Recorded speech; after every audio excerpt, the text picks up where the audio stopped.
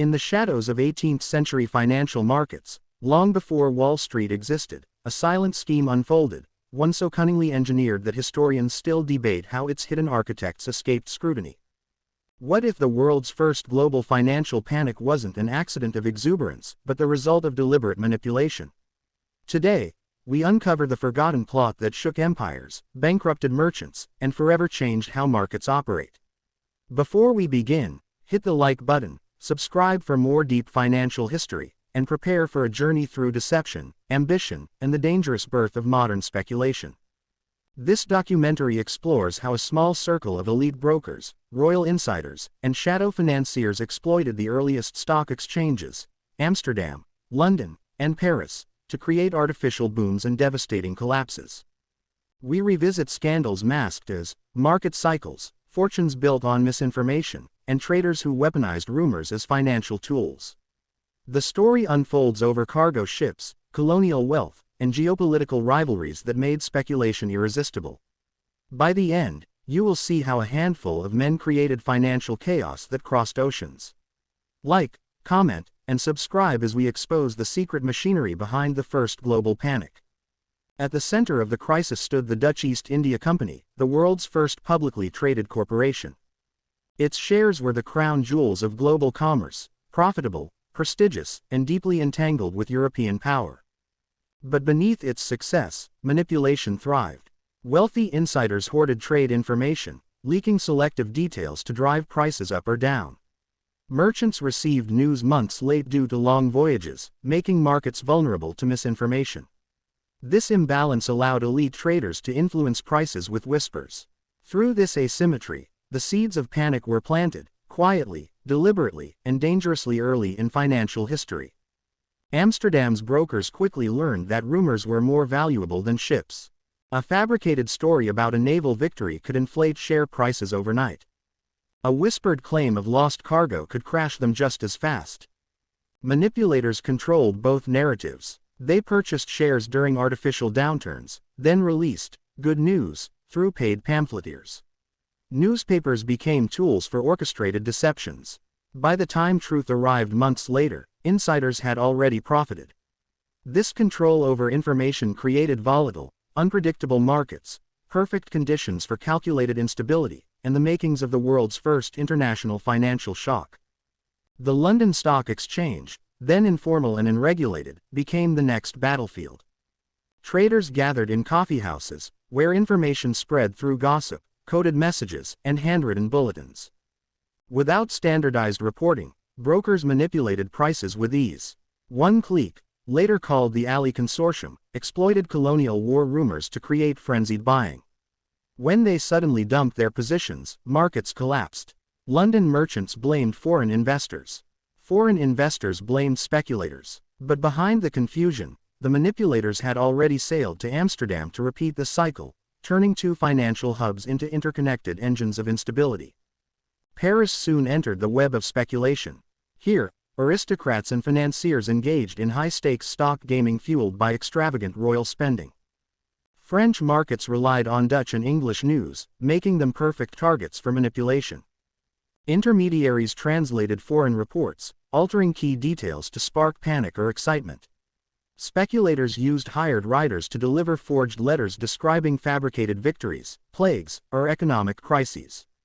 This manipulation spread faster than truth, causing synchronized movements across Europe. For the first time, stock prices in 3 countries reacted to the same rumors, a dangerous, fragile chain of interlinked markets. Over time, the manipulators grew bold. They formed secret alliances, pooling capital to engineer massive price swings. These networks weren't formal organizations but loose, secretive groups of rich merchants who understood the psychology of markets better than any government. They studied human panic, fear, and greed, weaponizing them like tools. They knew traders would chase rising prices and flee falling ones. By triggering small events and amplifying them with rumors, they created predictable market reactions. These orchestrated waves of fear and excitement became the foundation for the first truly global financial panic. The bubble began in Amsterdam, where insiders spread rumors of unprecedented profits from Asian trade. Investors flooded the market, borrowing heavily to purchase shares at rapidly rising prices. Manipulators faked ledgers, exaggerated spice shipments, and forged receipts of future cargoes. The price of Dutch East India shares soared to levels detached from reality. London traders copied the frenzy, driving their own markets upward. Paris followed. The illusion of prosperity spread across Europe. Everything looked unstoppable, until one of the conspirators made a catastrophic mistake. He leaked contradictory information to two markets simultaneously. Conflicting reports triggered confusion. Amsterdam received word of a naval victory, while London heard news of catastrophic losses. Paris received both. Panic erupted as investors realized the information system could no longer be trusted. Merchants rushed to sell shares. Banks demanded collateral from borrowers who suddenly couldn't pay. Ships carrying real cargo were still months from shore, leaving no one with reliable data. Confidence vanished. The manipulators tried to restore control, but the panic spread faster than any rumor they had engineered. Markets that once moved in harmony now collapsed in chaotic unison. As investors dumped shares, credit collapsed. Banks froze lending. Merchants defaulted. Entire trading houses declared bankruptcy. Ships returned to find their owners ruined. Workers lost jobs, families lost savings, and governments lost tax revenue. Financial chaos spread through port cities from Amsterdam to Hamburg to London and Paris. For the first time, a financial collapse didn't stay local, it crossed borders. Economists today consider this moment the birth of global financial contagion. Back then, it felt like the collapse of the world itself. And at its center was the secret manipulation that started it all. In London, Parliament demanded investigations. But regulators had no tools, no records, and no legislation defining financial crimes. Brokers simply denied wrongdoing. Many had already fled the city. Those who remained hid behind layers of intermediaries. Newspapers blamed foreign influence, while pamphlets accused corrupt politicians. London's coffeehouses buzzed with conspiracy theories. Yet, the truth, that the panic came from coordinated manipulation, remained buried beneath political rivalries and international finger-pointing. The manipulators were invisible, protected by the primitive structure of early markets that relied entirely on trust, handwritten notes, and unverified rumors. Amsterdam's authorities tried harder. They arrested several brokers suspected of collusion, but none kept written records. Deals were sealed verbally or on scraps of paper that vanished as panic spread. Without evidence, the courts acquitted the accused. The public demanded punishment, but the system wasn't built to prosecute financial engineering. This failure taught manipulators an important lesson: markets could be exploited with impunity. Their confidence grew. Even as Europe recovered, the same individuals quietly prepared for the next scheme, this time targeting government bonds, which would prove even more lucrative and destructive. Paris experienced a different reaction. Aristocrats blamed foreign market conspirators, sparking anti-Dutch sentiment. Pamphleteers portrayed Amsterdam as a nest of economic sorcery. But behind the scenes, French financiers were equally involved in manipulation. They used the panic to pressure the monarchy for new privileges, influencing royal debt policies and securing exclusive trading rights. The crisis revealed not only financial vulnerability but also political fragility. When markets collapsed, governments became easy to control. The manipulators learned that they could reshape national policy simply by engineering financial instability, an insight that would soon transform European power dynamics.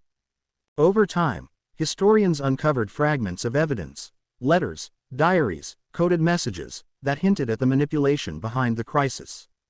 These documents reveal a network of wealthy merchants who understood that modern finance could be bent to their will.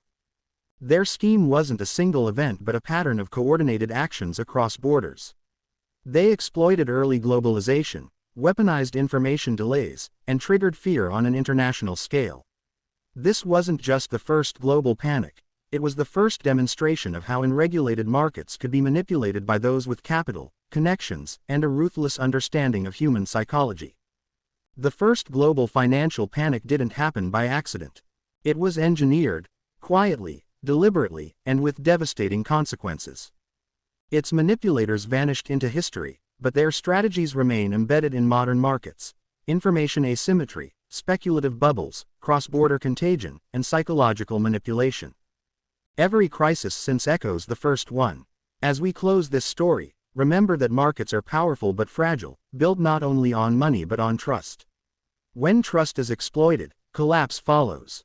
To explore more untold financial histories, like this video, subscribe, share your thoughts in the comments, and join us as we continue uncovering the secrets behind global finance.